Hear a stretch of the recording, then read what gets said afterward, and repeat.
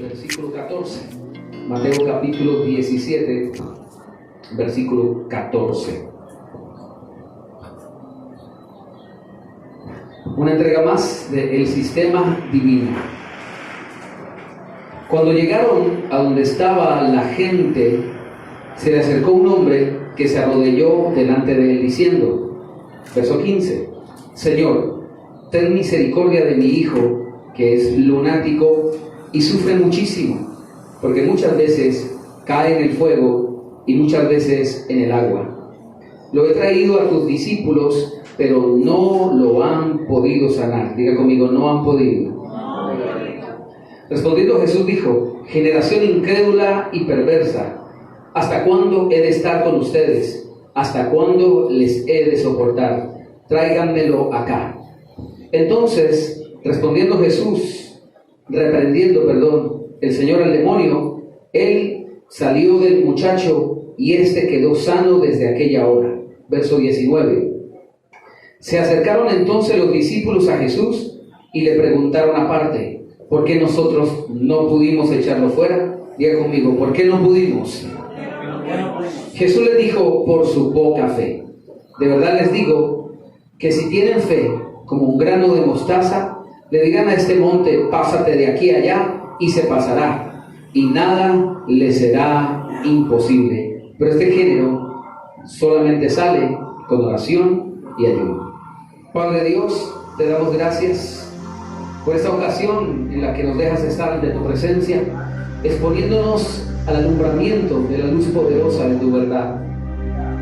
Ella disipa toda tiniebla, toda oscuridad de nuestra mente y de nuestro corazón hoy. Gracias, Espíritu Santo, por este banquete que nos has servido en esta ocasión para alimentar, para restaurar, como en un restaurante donde se recibe el alimento restaurador, nuestra vida, nuestra fe, nuestra alma, nuestro corazón. Te pedimos que nos des tu sabiduría, que nos llenes de tu inteligencia, del poder de tu Espíritu Santo para mantenernos en tu verdad, para conocer tu verdad y caminar siempre de tu mano en esta senda preciosa que tú nos has enseñado, nos has mostrado, que es el camino de la vida. Te damos gracias, Señor, para que nos guíes hoy y siempre en el nombre de Jesús. Amén. Ya. Este pasaje bien conocido, donde un padre de familia angustiado por el sufrimiento de su hijo se lo trae al Señor. Y algo que quiero resaltar, ya después de haber leído el pasaje, ante la respuesta que el Señor le dio a los discípulos y al pobre padre de familia, las consecuencias de la poca fe. El Señor le dice a los discípulos que no habían podido liberar a este hombre por su poca fe, pero también a la generación que está allí presente le dice generación incrédula y perversa. El padre de familia en toda su angustia le dice al Señor, he traído mi hijo a tus discípulos, es lunático y sufre mucho. Diga conmigo, sufre mucho. Sufre mucho. Dios está esperando una generación que sea la respuesta a la agonía que padece la humanidad. Dios está esperando de nosotros que seamos aquellos instrumentos que por fin detengan el sufrimiento en la humanidad. Lo que no había pasado en este muchacho, que era una liberación de parte de Dios, le traía mucho sufrimiento. La intervención de Dios a través de la fe quitó el sufrimiento que por largos años estaba padeciendo no solamente el muchacho, sino obviamente toda su familia. La pregunta es, ¿por qué a veces nos tardamos tanto en prolongar el sufrimiento no solamente de nuestra vida, sino de toda nuestra generación? Porque lo que tardamos en decidir por actuar en fe es lo mismo que tardará el sufrimiento en nuestras vidas.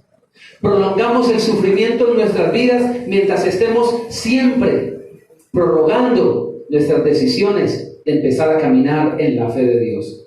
Por eso el sistema de Dios, el que estamos nosotros hablando, tiene como propósito enseñarnos a estar conectados con la manera como Dios actúa, como Dios obra, porque el reino de Dios se ha acercado y quiere acabar con todo sufrimiento. en la vida de las personas. Y esto no será sino a través de la fe. Sufren mucho. Cuando el Señor se ve sorprendido por este hombre que trae a exponerle su necesidad, parece un poco extraño que el Señor hubiese manifestado lo que en el versículo 17 pronunció. Generación incrédula y perversa, ¿hasta cuándo he de estar entre ustedes? ¿Hasta cuándo los he de soportar? Pero Señor, esa persona te lo trajo a ti, porque sabía, o por lo menos tenía un asomo de entendimiento de que tú podías hacer algo, pero no te encontró a los discípulos. Y tal vez ellos no tenían la experiencia suficiente en la fe para poder hacer algo por él. Pero el Señor deja relevante que no es que Dios sea el escaso de poder, sino que somos los hombres los escasos de fe. E incluyendo a sus discípulos, manifiesta esta expresión del verso 17. Generación incrédula, y por lo mismo dice allí, perversa. Pensamos que la maldad sencillamente es un actuar en contra de la voluntad de Dios. A eso le llamamos maldad. Alguien que hace lo que no debe hacer. Si la palabra dice, haz esto, y una persona que hace lo contrario, pensamos que ese es el malo. Pero el Señor define como una generación perversa, aquella no solamente que hace lo malo, sino aquella que retrae su mano de hacer lo bueno. Porque la solución a ese sufrimiento estaba en las manos de aquellos que podían lograr poner fin a ese sufrimiento. Como decía Martin Luther King, no me asusta el actuar de los malvados, lo que sí me decepciona es la pasividad de los buenos. Porque la maldad se multiplica cuando los buenos no hacen nada para propagar el bien. Somos nosotros la respuesta hacia eso. Y Dios está indignado no solamente por la incredulidad, sino por la perversidad. No actuar en fe nos coloca a la par de la gente perversa que actúa en contra de la fe. Tenemos que determinar cambiar el destino no solamente de nuestras vidas a través de la fe, sino el de toda una generación que está esperando sufriente la manifestación gloriosa de los hijos de Dios. ¿Cuántos creen eso? Amén. Y eso es un reto. Un reto por demás que comienza desde la indignación de Dios. Cuando tú amas a alguien, ¿sabes? Lo que procuras es que esa persona esté siempre agradado contigo. Pero cuando tú lastimas al amor de tu vida, tú sabes que tus días no van a ser muy bondadosos, muy buenos, porque sabes que esa persona está afectada contigo. La Biblia dice que sin fe es imposible agradar a Dios. Diga conmigo, sin fe no puedo agradar a mi amado.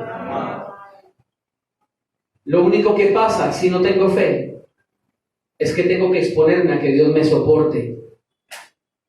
Generación incrédula y perversa, ¿hasta cuándo voy a estar entre ustedes? ¿Hasta cuándo les voy a soportar? Si se trata de tener una comunión íntima y excepcional con Dios, lo que tengo que hacer es cuidarme de que Dios no esté diciendo, ¿hasta cuándo voy a estar contigo?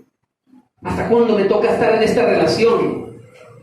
Dios no quiere estar soportándonos. Es nuestra actitud de incredulidad la que se convierte en un reto para nosotros cambiar. Que nosotros nos examinemos y digamos, Dios me está soportando o realmente le estoy agradando. Son mis actos, porque la fe sin obras está muerta, lo que va a determinar si Dios estará continuamente y completamente agradado de mí. Tenemos todo el poder de Dios según este pasaje para hacer que los imposibles ya no existan en nuestra vida. Pero estamos llenos de imposibilidades porque estamos vacíos de fe. Y la determinación de empezar a construir una fe que quite para siempre los imposibles es una determinación que tiene que comenzar en nosotros ya mismo.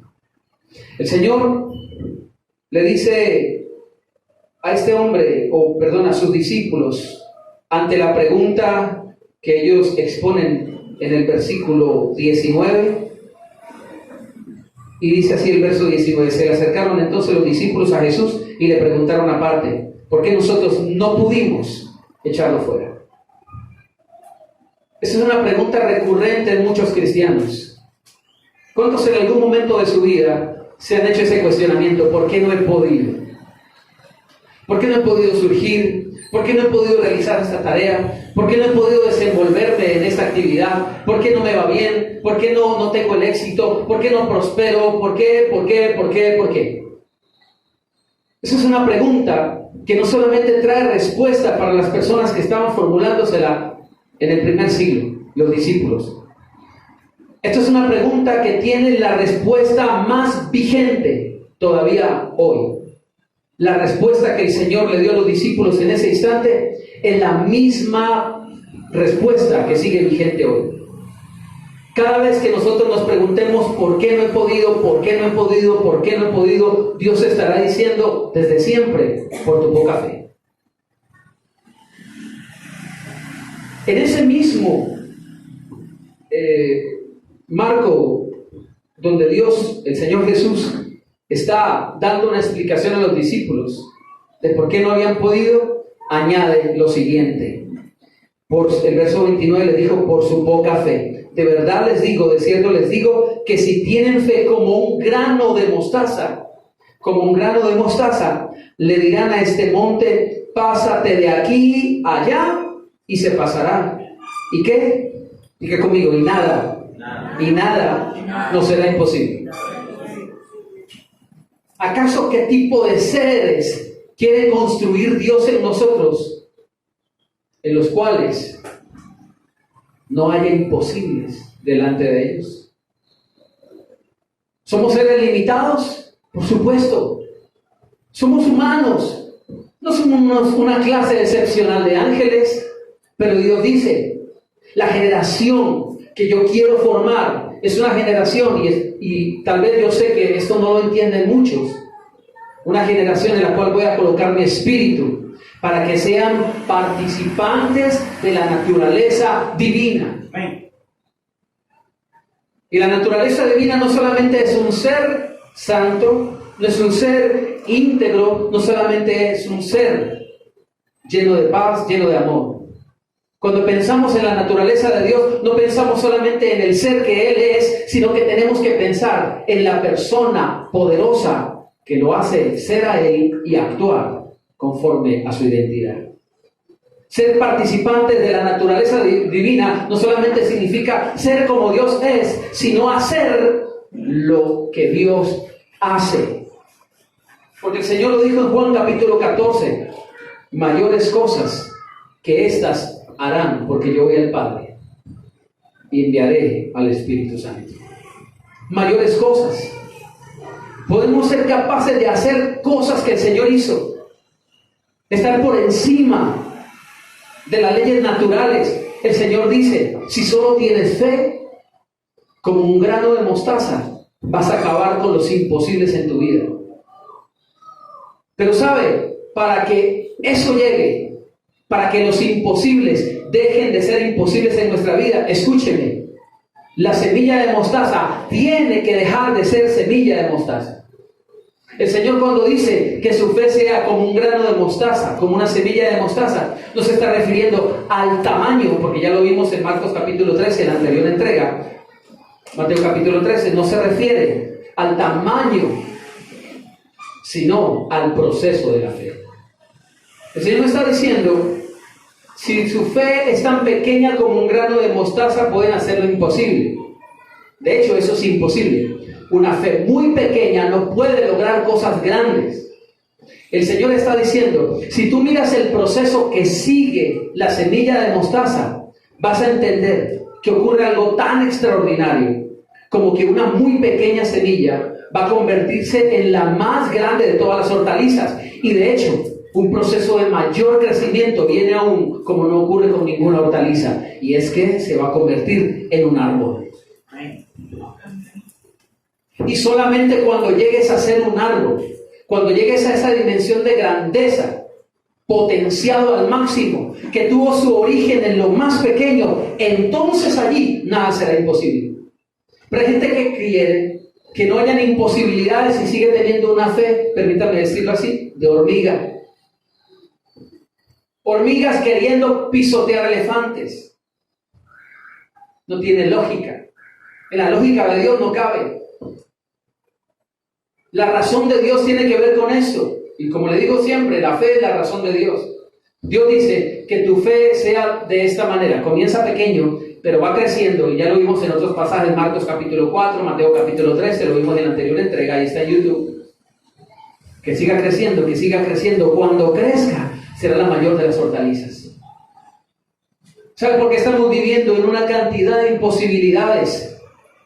Porque hemos decidido ser una generación incrédula.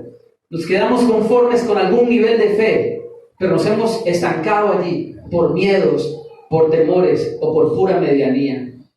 Tenemos que seguir avanzando al punto que haya una madurez suficiente en nosotros para que nada, literalmente nada, no sea imposible. Hebreos capítulo 5 y vamos a leer después del versículo 11. Dice así la Escritura. Acerca de esto tenemos mucho que decir. Diga conmigo, hay mucho por aprender. ¿Por dónde viene la fe? Por oír la palabra. Acerca de esto tenemos mucho que decir, pero es difícil de explicar por cuanto se han hecho tardos para oír. ¿Por dónde viene la fe? Por el oír. Hay mucho que decir, hay mucho que oír, pero algunos se han hecho tardos para eso. Versículo 12. Debiendo ser ya maestros, después de tanto tiempo, tienen necesidad de leche y no de alimento, debiendo ser ya maestros, después de tanto tiempo, tienen necesidad de que se les vuelva a enseñar cuáles son los primeros rudimentos de las palabras de Dios. Y han llegado a ser tales que tienen necesidad de leche y no de alimento sólido. Diga conmigo, leche espiritual y alimento sólido. Y han llegado a ser tales que tienen necesidad de leche espiritual y no de alimento sólido. Verso 13. Y todo aquel que participa de la leche es inexperto en la palabra de justicia. Tenga presente esa palabra justicia. Y todo aquel que participa de la leche es inexperto en la palabra de justicia porque es niño. El alimento sólido es para los que han alcanzado madurez. Diga conmigo, el alimento sólido es solamente para los que han madurado. Para los que por el uso tienen los sentidos ejercitados en el discernimiento del bien y del mal. El autor de Hebreos dice, mire, yo tengo tanto para hablarles de parte de Dios, hay tanta información, pero ustedes no la pueden recibir. Escúcheme, todo lo que Dios quiere revelarte son tantas y tantas y tantas cosas que Dios quiere darte, pero Dios se ve impedido porque no la puede recibir todavía. Ante una revelación de Dios vendrá una manifestación gloriosa y poderosa subsecuentemente. Cuando Dios te revela algo extraordinario es porque quiere hacer algo grande y extraordinario. El Señor dice, clama a mí y yo te responderé y te enseñaré cosas grandes y ocultas que tú no conoces. Ese pasaje tiene una restricción. Diga conmigo, la letra menuda. Este pasaje tiene una restricción. Dios no te va a permitir avanzar vamos a caminar dando un paso, 2 pasos, 3 pasos. Dios no te va a permitir acceder al territorio que pisa el tercer paso si primero no has llegado al segundo. ¿Van a entender? Dios no te va a permitir accesar a una información que solamente se encuentra en el tercer paso sin siquiera llegado al segundo. Clama a mí, yo te responderé y te enseñaré cosas grandes y ocultas que tú no conoces. Significa que Dios te va a ir revelando un poco y estar atento a ver qué haces con ese poco.